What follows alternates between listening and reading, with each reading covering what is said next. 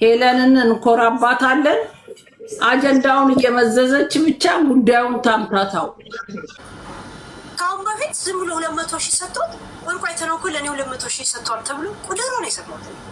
ሰላም ጤና ይስጥልኝ እንግዲህ የተከበራችሁ ቤተሰቦች፣ ዛሬ ላይም እንግዲህ ሄለን እንደቀጠለች ናት።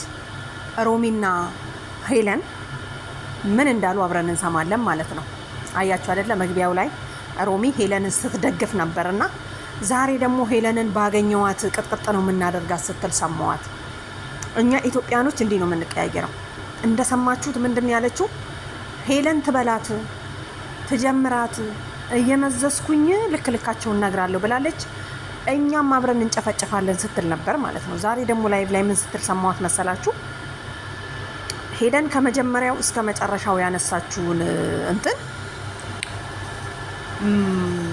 ለፍራውር አግዛ ማለት ነው። ምክንያቱም በመሀል ፍላወር ፊራ ተንከራተተ፣ ሊያስታርቅ ሄዶ ላይቭ ላይ ራሱ ሊያስቀምጡት አልቻሉም ብላ ሮሚ ስትናገር ሰማዋት ማለት ነው። በፊት ግን ስሰማት ምንድን ያለችው? ሄለን ደግሞ ቪዲዮውን እንደሰማችሁት ነው፣ ድምጿ በደንብ አይሰማምና ዛሬ አቶ ወርቁ አያኔው ነው ማን ነው ባለ ሀብቱ ታውቁታላችሁ፣ ለሰው ብር ይሰጣል ለአንቺ አልሰጠሽም ወይ ብለው በኮመንት ሲጠይቋት ምንድን ያለችው? ለእኔ ያላጎቴ ልጅ ኢትዮጵያ 200,000 ብር አስጨብጦታል። እኔ እኮ ለሰው ገንዘብ አይሰጥም አላልኩም፣ ይሰጣል። እኔ እና እሱን የሚያገናኘን ነገር የለም። አያችሁ፣ ለምን ዝም አልሽ? ለምን አትሄጂበትም እያሏት በኮመንት ማለት ነው። እና አሁን እዚህ ጋር ምን ልላችሁ ፈልጌ ነው፣ ሮሚ ስትደግፋት የነበረች ዛሬ ደግሞ እንግዲህ እንትኑ ሲገባት ነው መሰለኝ። በፊት አልገባትም። አሁን ግን የሄለን አካሄድ ስለገባት ይመስለኛል ማለት የለባትም ማስቆም አለብን።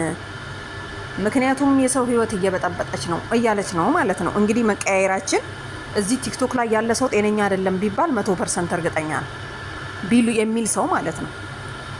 አሁን ሄለን እዚህ ጋር ፊቷን ያጨማደደችው ምን እያየች እንደሆነ ታውቃላችሁ? ሄለን የሞቱትን ስጋ ቤቶች ወይም ደግሞ ፍየል፣ በሬ አያችሁ፣ እሱን ማን እንደላከላት እንግዲህ ሄለን ያለችው ኖርዌይ ነው የምንኖረው ሳ ግን የዱባይን ስጋ ቤት እያነሳ የሚልክላት ማን ነው? እኔ በጣም ያልገባኝ ነገር። ምክንያቱም ሄለን የሆነ ነገር እከሌን ብላ ስታወራ ቆይ በዙሪያ ያሉ ሰዎች እነማን ናቸው ብላችሁ ጠርጠር አድርጋችሁ እናንተ እነሱን አትይዙ ሄለን ጋር ከመምጣታችሁ በፊት ማለት ነው። ምክንያቱም ለሄለን የሚያቀብል እናንተ ስርስር የሚሄድ ሰው አለ፣ አትጠራጠሩ። እና ሮሚ ዛሬ እንግዲህ ለተበዳዮች እቆማለሁኝ ሄለን ትክክል አይደለችም ብላለች። እኔም እኮ ሄለን ትክክል ነች ብዬ በዚህ አላምነው። ምክንያቱም ይሄን ካላረጋችሁልኝ አረጋለሁ ማለት ለገንዘብ እንደምትሞት የሆነ ገንዘብ ላይ ያላት ፍቅር በጣም ከባድ ነው። ምክንያቱም ምንም ሳሰራ 2,000 ዩሮ ተልኮላት እንደገና ደግሞ ለምን እኔ ያለው ለጉቺ አንበሳ ሰጠሽ ብላ ሳሪን ጠመደቻት። ከዛ በኋላ በዛው ቀጠለች ማለት ነው። አያችሁ፣ እኔ ጌሜን ልጫወት ነው እኔና አንበሳ ወርጂልኝ ስትላት እምቢ ስላለቻት ሁሉም ጥቅመኛ ነው። እና ለማንኛውም ቤተሰብ ምን ለማለት ፈልጌ ነው፣ ሮሚ ትላንትና ስትደግፋት የነበረች ዛሬ ደግሞ ሄለንን አውርዳት አየሁ። ነገ ደግሞ ሳሪን ትደግፋለች፣ ሳሪን ደግፋለች፣ ነገ ደግሞ አውርዳ ወደ ሄለን ትሄዳለች ማለት። ስለዚህ የሚዲያ ደንቡ ነው በቃ። እና ምን ለማለት ፈልጌ መሰላችሁ፣ አንዷ ልጅ እኔም በቲክቶክ አወረደችኝና ምን ብላ ጠየቀችኝ መሰላችሁ? ሄለን ጋር ገብተሽ ታፕታፕ ስታረጊ አይቼሻለሁ።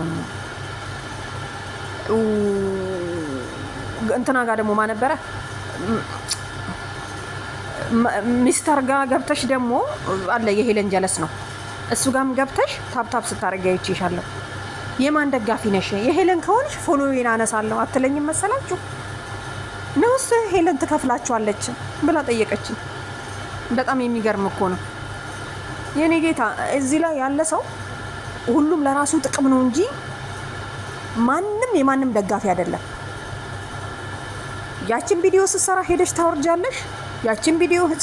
ታወርጃለሽ፣ ትፖስቻለሽ በቃ። ምክንያቱም እኛ ማንንም አናውቅም፣ ደጋፊ አይደለንም፣ ግን ለተሰማን ስሜት እንገልጻለን። እኔ አሁን ሄለንን አልደገፍም። ሄለንን የምደግፈው ቦታ ነበረ፣ ጨርሻለሁ። አሁን ባለችበት ሁኔታ ሄለንን አልደግፍም። ግን የሆነ ድፍረቷን ምናምን ነገር በጣም ነው ማደንቃት። በቃ አትፈራም። እንዲያደርጉልኝ እንዲያረጋለሁ።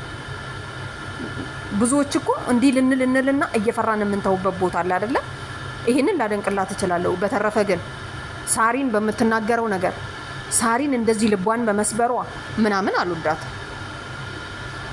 ምክንያቱም በቃ ከእንግዲህ በኋላ ብላ መተው አለባት። እሷ ግን አልተውም፣ ሌላ መንግስት ቢመጣ ራሱ አልተውም ብላለች። ያው በዛውም ልንገራችሁ ብዬ ነውና ሮሚን አየውኝና ለካ ሰዎች ሚዲያ ላይ ያሉ ሰዎች ቢገለባበጡ ምን ችግር አለው? ምንም ዮኒ ማኛ ከስንት ቦታ ሄዶ በስንት ቦታ ዞሮ ተሽከርክሮ አይደል እንዴ መተውም ደግሞ ወዳጅ የሆነው እሱ ሄለንን ይጠላታል በነገራችን ላይ ማለት ነው። ግን እጠላታለሁ ብሎ ሲሰድባት ምናምን የሆነ ሰዓት ነበር በኢሱ የተነሳ። አሁን ግን አይሳደብም። እና ምን ለማለት ፈልጌ ነው፣ ያው በቃ የሚዲያው ባህሪ ነው ለማለት ፈልጌ ነው። ለማንኛውም ይመቻችሁ።